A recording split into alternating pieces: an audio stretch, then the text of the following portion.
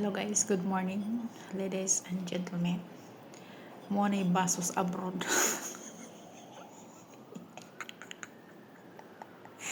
Dali magkapit ha. Ang akong boses nabago tungod sa kuan sa klima ang bugnawa diri. Pero kaya ra ismail, kaya ra ikindat.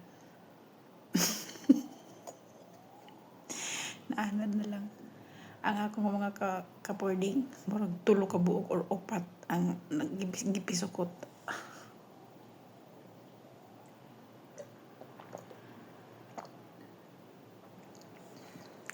Kung sa kaniadtong panahon mo na ilang itawag og hungot. Ay lahi itong hungot sa mga tiguang ba. So kape is life. Tug akong mga amo. Naglain dito ang ilong. Muna ang mga problema diri mga OFW kong tingtugnaw. Grabe.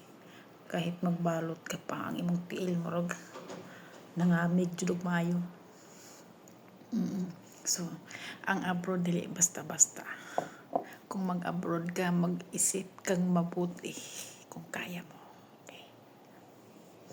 So isipin mo kung kaya nila, kaya ko rin. Parang ganon. Oh, di ba? So ganon talaga ang life.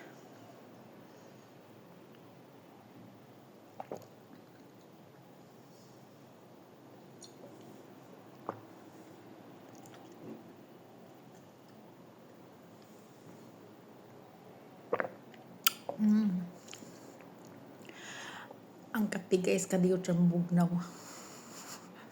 Tungod sa kabugnaw sa panahon. Kadiyot siya mabugnaw.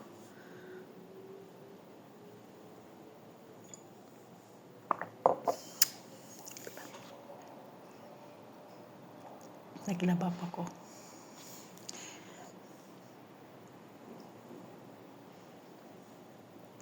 Muna ikong baso dire. Siguro sa Pasko, maghimo kong ingon ani. Pero para sa ako.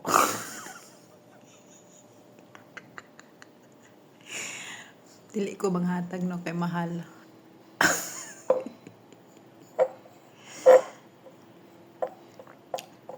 Magpalit ko niya og nata di koko o kuan. Mahal man kasi eh. Diba?